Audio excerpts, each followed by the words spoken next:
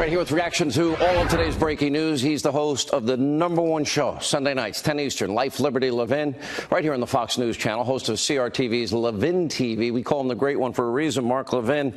All right, Mark, I mean, there are some lessons here. I agree that you shouldn't lie to the FBI. Everyone agrees with that. I also agree that you should pay your taxes. I also agree that you better not lie in a bank loan application. Mark, how did we get from Russia and that this is it after we're almost at 500 days? All right, I want to address Michael Cohen. How did we get to that? I want to help the law professors, the constitutional experts, the criminal defense lawyers, the former prosecutors, and of course the professors. I want to help them understand what the law is. The general counsel for the Clinton mob family, Lanny Davis, he had his client plead to 2 counts of criminality that don't exist. These campaign finance violations that all over TV, they're saying implicates the President of the United States directly. First, let's back up. It is a guilty plea. It is a plea bargain between a prosecutor and a criminal who doesn't want to spend the rest of his life in prison. That is not precedent. That applies only to that specific case. Nobody cites plea bargains for precedent. That's number one. Number two, just because a prosecutor says that somebody violated a campaign law doesn't make it so. He's not the judge. He's not the jury. We didn't adjudicate anything. It never went to court. That's number two. A campaign expenditure under our federal campaign laws is an expenditure solely for campaign activity. A candidate who spends his own money or even corporate money for an event that occurred not as a result of the campaign, it is not a campaign expenditure. Let me give a few examples to help people understand this, especially the American people. Let's say, I wrote these down. Let's say a candidate had said, we owe vendors a whole lot of money. We've had disputes with them, but I want you to go ahead and pay them. I'm a candidate. I don't want all this negative publicity. So he says to his private lawyer, you pay them, I'll reimburse you, get it done. Is that illegal? It's perfectly legal. Yet according to the prosecution of the Southern District of New York, it's paid at the direction of the candidate to influence an election. Yes, Mr. Prosecutor, how stupid is your point? It's not a crime. More.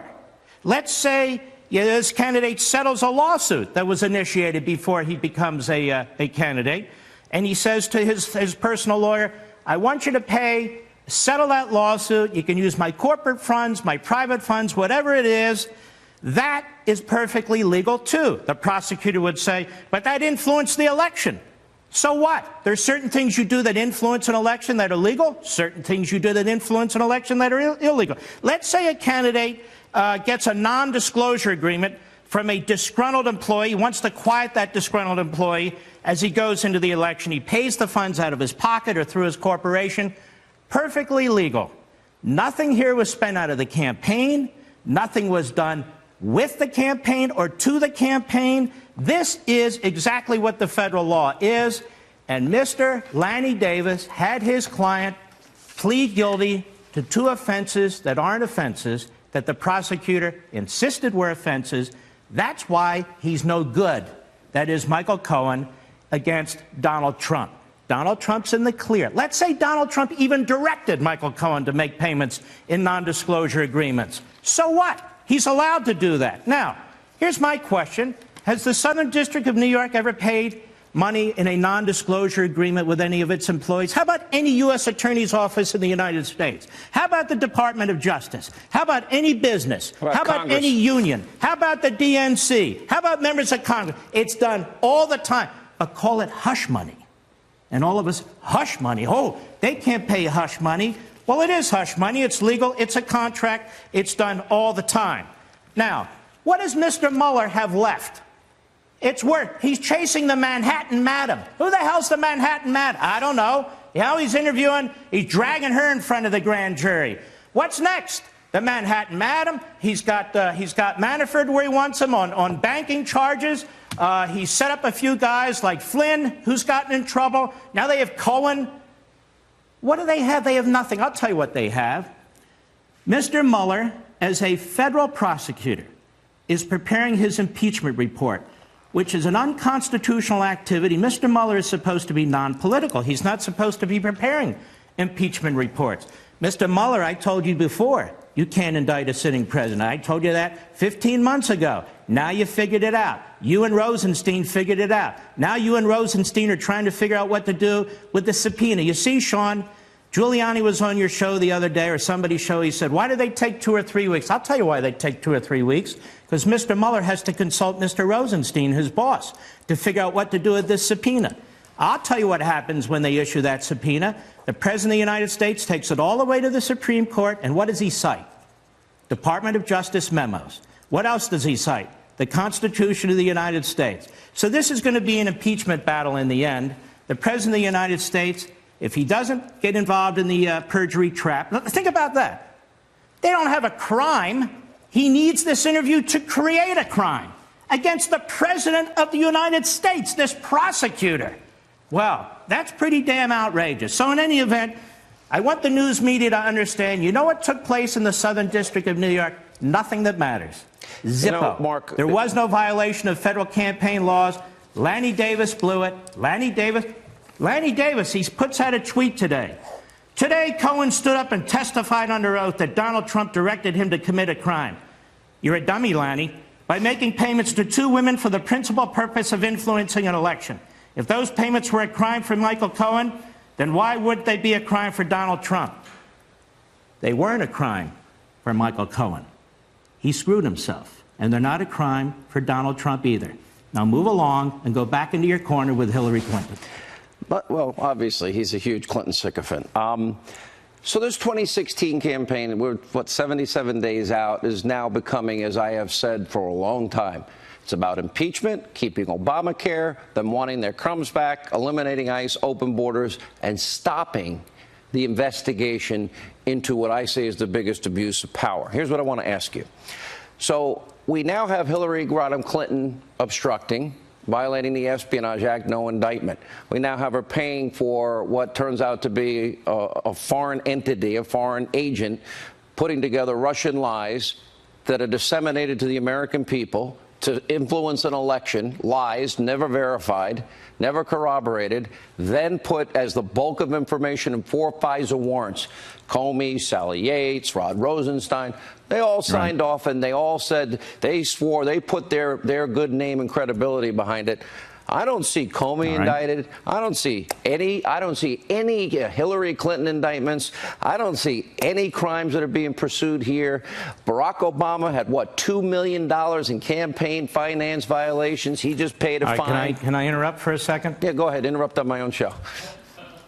The head of the FBI is not the head of the FBI anymore. He's a confessed leaker, and he's under investigation by the Inspector General. The deputy FBI director was fired and is under criminal investigation. Mr. Strzok, who was the head counterintelligence investigator, was fired, and he's under investigation, I believe, or will be, or should be, under investigation as well.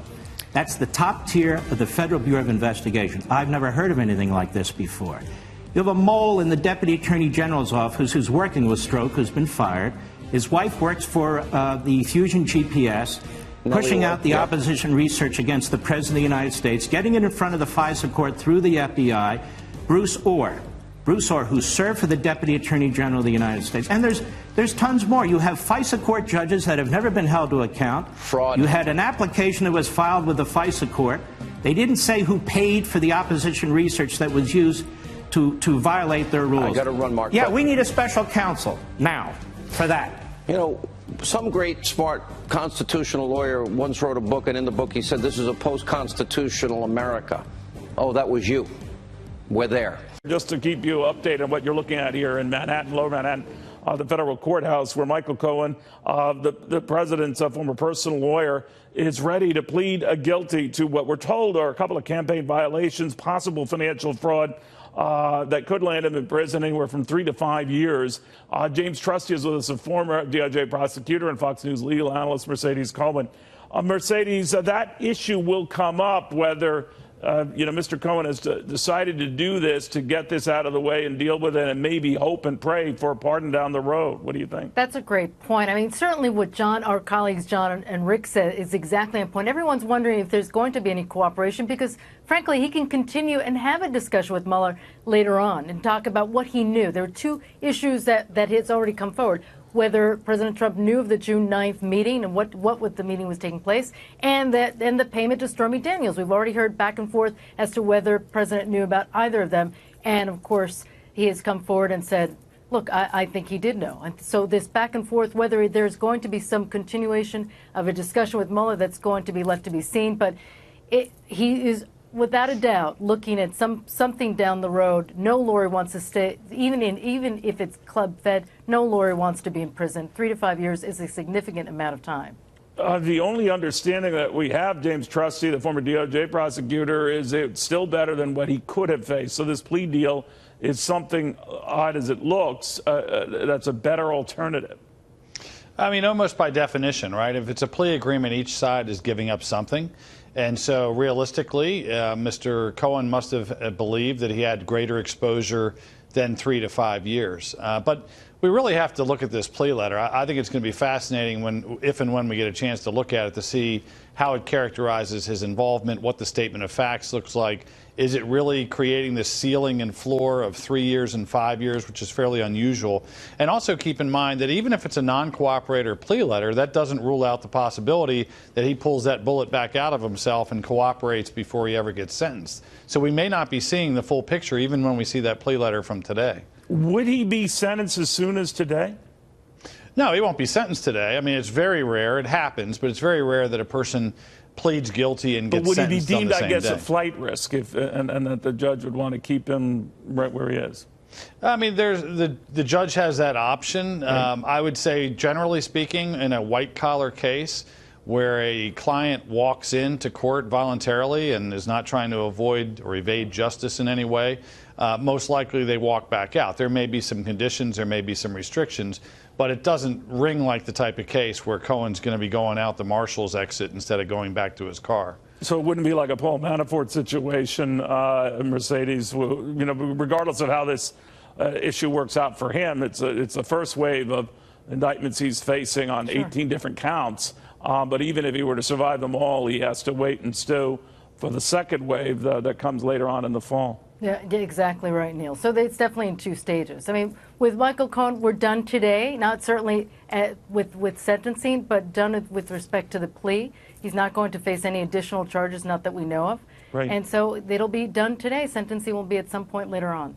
Do we know, James, or what can we make of this? Because, again, they're going in there and sorting out what this deal is and what he agreed to plead guilty to. Of course, he was the fixer, the man, that is Michael Cohen, behind these payments to Stormy Daniels and Karen McDougal.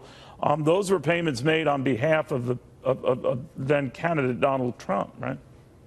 Yeah, I mean, the issue there, and that's why we really want to look at the statement of facts that's part of this plea agreement, is whether or not he's directly implicating the president for a campaign finance issue.